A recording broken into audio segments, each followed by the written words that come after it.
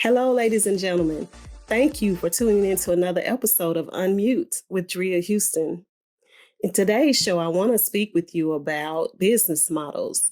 I want to go over a few reasons why business models are important, what it looks like for your business, and I want to touch on just a few business models that are very popular right now that a lot of businesses are using. So have a seat. Let's talk business. All right, so when you're trying to figure out how your business ideas should be sent out to be consumed by customers, the public, whatever, you want to start with choosing a business model. A business model is definitely something that keeps you focused on the purpose of your business. It helps you reflect back on why you started that business, and it will also guide you when it's time to make a business plan and a marketing plan, and also with other internal decisions that you have to make within your business. Your business model helps you navigate through all of those obstacles and helps you be able to overcome and come out on top.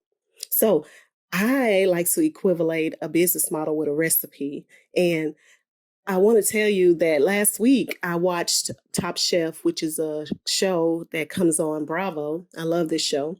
And I watch it for different reasons. However, this particular episode stuck out to me because the contestants there, now, if you watch the show regularly, you know that these contestants are top chefs.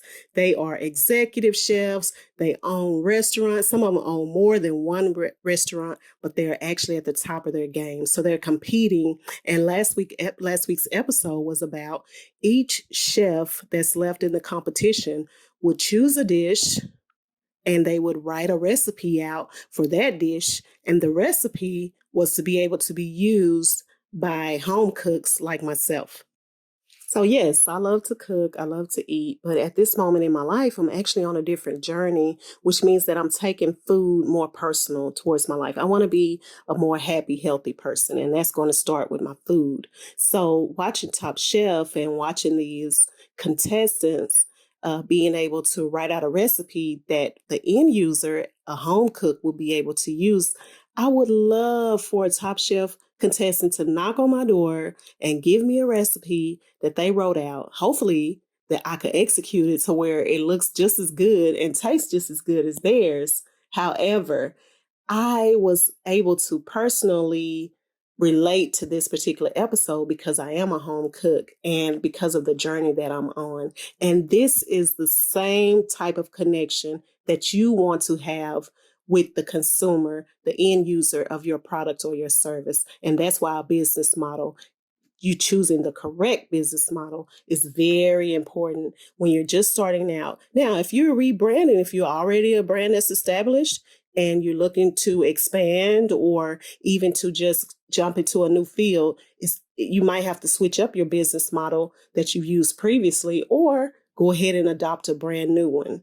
And so today we're going to discuss what that looks like and why that's important. Now, if you think about a recipe, you think about a recipe takes a lot of ingredients. It can be a few and it can be a lot, but the most important part is mixing those ingredients up, stirring them up together, blending them up together to make a beautiful dish that's tasty, that people can consume without getting sick. And that's what your business model does. Who's going to consume your product? Who's going to consume your service? And what part does your business model play into that? So let's go over just a few reasons. One of the first things that I like to be aware, be sure that my clients know is that a business model, it'll help you with your product. It helps you generate revenue. And so that revenue should increase your profit margin, right? So what is a profit margin? It's the amount of revenue that you're making that's going to exceed what it costs to run your business. So you want to be sure that whatever business model you choose, it will slide you, promote you right on into being able to make sure that your profit margin increases. How does that look? What helps your profit margin increase? You have to anticipate different trends. Okay, trends are very popular right now, and there are definitely different platforms where you can have access to trends. Google is definitely one, and then there are also other businesses who are basing their business off of trends. So trends are very important because they help you look into what's going on around you, and they also help you connect with a relevant target. You want to be able, when you have this business model in place and you start to work on your business plan and your marketing plan, it's always going to be about your target. Who are you targeting? You want to target the right customers, you want to target the right market, and you want your information and the things you put out to be relevant. It's important because your marketing based off of your business model, it should help you approach consumers in a personal way. And if you don't know what that looks like, if you don't know how to put that together, that's one thing that my agency specializes in. That is putting together a solid marketing plan that can help you approach consumers in a personal way. The reason why that episode of Top Chef resonated with me so much is because I was able to personalize my own life experiences with what the show was about. You have to meet customers where they are, and then you lead them to where you are. Your business plan, your business model, your marketing plan, all of these things play a role in that, but it kickstarts with your business model. So let's look at a few things first. Pop-up shop. Since we're talking about trends, pop-up shops are very trendy right now, and pop-up shops can be used in any industry. I want you to consider how you were able to, during the pandemic, you were able to drive up to a testing site. It probably just popped up out of nowhere at a grocery store, in the parking lot of a gas station. This is another form, another version of a pop-up shop. Although they aren't selling anything, this is another version of a pop-up shop. So you can use pop-up shops in any industry. You just have to know that your business model helps you determine how that pop-up shop will look. And later on in this month, I'm actually going to do an episode on pop-up shops and give you way more details and information on how that looks, how to get it started, and the different parts that make that be a success. But pop-up shops are definitely riding the wave of the audience first trends, right? This means that you want to put a product or a service out, let the audience touch it, feel it, test it, whatever the case may be, before you actually, let's say, come up with a brick and mortar or online store where they can purchase the products. You want to be able to put those products out first, let people see them, see how they respond to them, see what buys, see what sells, quickly, what doesn't sell. All of these things will help you determining on which products are good. Instead of just throwing products out there or throwing services out there, a pop-up shop will help you with that. That's definitely a trend. And then going into another trend that's really popular right now, speaking of Top Chef, if you're in the restaurant and bar industry, ghost kitchens. I recently heard another podcast about ghost kitchens and how these things are popping up all over the country. I'm sure beyond the country, but if we're just taking into consideration what's going on around us right now, ghost kitchens are very popular, and they work just like a pop-up shop because you will be able to open up a kitchen, rent it out.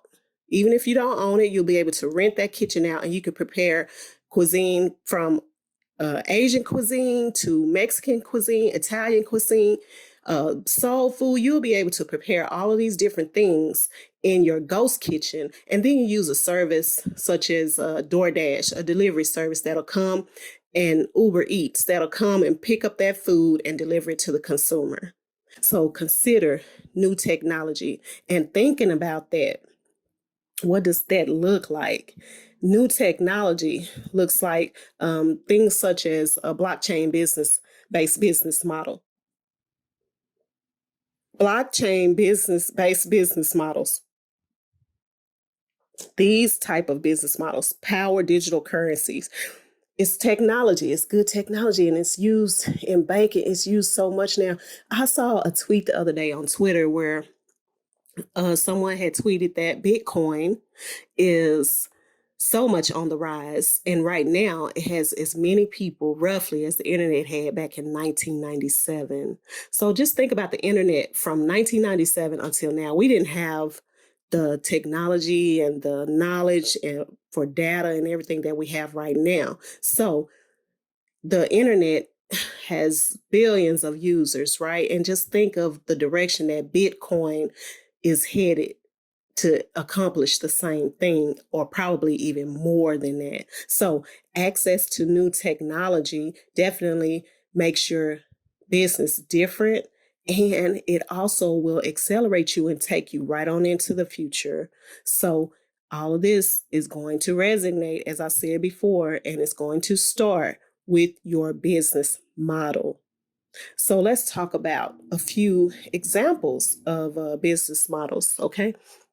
You have the, okay, let's go back to digital e-commerce, right? This is a business model that a lot of people are using now. Shopify, different marketplaces, all of these different marketplaces are providing tools to businesses to be successful.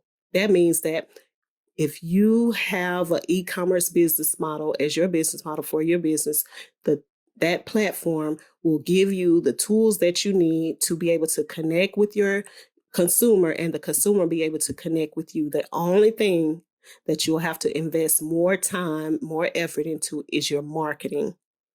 And if you don't know what that looks like, once again, reach out, send us, schedule an appointment, and we can help you put together a great marketing strategy that really highlights your business model and what that looks like for you on the e-commerce platform. Another business model. Now, okay, so let's go back. E-commerce is a low barrier to entry. That means that the barriers to enter into this industry and this market is really low. It won't cost you much. It won't cost you a whole lot to get in there and get started. But then you have the opposite of that, which is the high barriers to entry. It's going to cost you more to get into that, and it's going to be a little bit harder to get into these particular markets or industry. And one of the more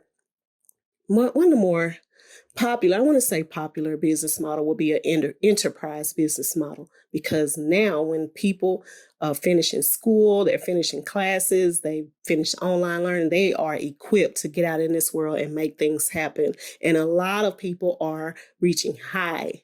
So enterprise business model reaches high. It targets big business, okay, which means that it's going to cost you more to start these businesses off. You're going to pay more. It's going to cost you more to get into this market or this industry if you're considering an enterprise business model. And businesses like Raytheon, General Dynamics, all of these different businesses like that, they shoot for sometimes government contracts or just big business contracts. So if that's where the direction that you want to head in, go for it. Kudos to you. Go for it. Put the pedal to the metal, whatever you want to call it.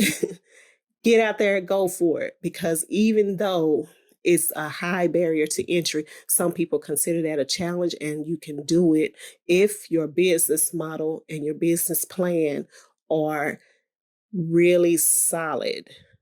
Okay. Another thing I want you to think about is your business model helps you develop the business plan that helps you determine if you need support from investors. It doesn't matter what business model you have. Even an e-commerce business can actually have people investing in it. If you have a good business model and you put a solid plan together, the combination of those two will help you if you need support from investors. So that's definitely something to think about. Okay, another business model that I want to bring to your attention, which is very popular right now as well, is the razor blades business model. That might sound a little funny to some people, but let me explain it to you. So you go in and you purchase a high margin item. You know, it can be like a laptop or a game console, but you purchase this item, and then the company in return will push certain additional products It'll be different tools you can use. It can even be more services for the high margin item that you purchase. They'll push all of these things off on you, and these things will be sold separately. This, if you know how to execute this and you come up with a good plan, this type of business model could be good for you. One of my favorite business models is the 1-for-1 model. And with this particular model, because I love philanthropic efforts, I love to give back, I love to do charity work. I even have a diaper drive that I do every year. And what I like about this business model is the fact that I would purchase an item, and then the company that I purchased this item from would actually donate a second item to a person in need. I love this method. I love this concept. And it encourages people to buy based off of the social issues and the social awareness of things that they love, that they stand behind, that they're a part of. It encourages people to spend money for that purpose. So, and it doesn't have to be necessarily a nonprofit organization. Any company can use this. Let's say Bombas, for example, Bombas, this particular company, I call it the sock company. They possibly could be doing more than that. But I refer to it as a sock company because it tells me that if I buy a pair of socks, that they will actually donate another pair of socks to another individual, to someone else in need. And the thing that I really love about this company and the way that they've adopted this 1-for-1 business model is the fact that the socks are different. So I might buy a white pair of socks or a sock with different designs and everything. And then the actual pair of socks that they send to the person in need is different. So it makes it a more personal experience, and not just for me, but for the other person on the other end. So this is definitely a great business model to choose if this is the direction that you want to go in, with making people socially aware of the things that are important to you. And as I mentioned before, the digital world is on the rise, and you have to be able to keep up with blockchain-based business model. This is very popular. Like I said, it's being used technology, banking, trading, insurance. Walmart even use it. Facebook using it. And if you're into technology, if you're into Bitcoin, if you're into digital currency, cryptocurrency, all of these things are being led by blockchain-based business models. And this is what people are using in their business to push these things forward. One of the things that I encourage my clients is to be sure that you keep the direction of your business clear. Keep the direction of your business clear. You might not always know what that looks like, but I challenge them with a question. I always ask, what's more important, the position or the direction of your business? These things are important, and having a solid business model helps you develop a solid business plan and a marketing plan, which will help your business grow. It will help you sustain, and it should put money in your pockets. So think about a business model as your recipe for success. Think about the reasons why you need it, because you want to keep up with trends. You want to give yourself a competitive advantage, and you want to also be able to use it if you need money from investors. All of these things are important. Now, I hope that I said something good for you today, something that you can use.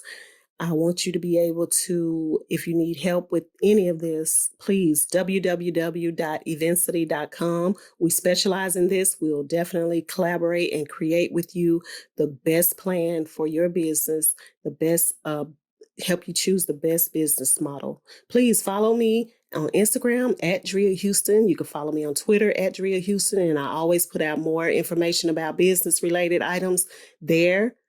Don't forget to come out and attend our networking event next Thursday, June the 10th, 11 o'clock at the DeSoto Civic Center. Hope to see you all there.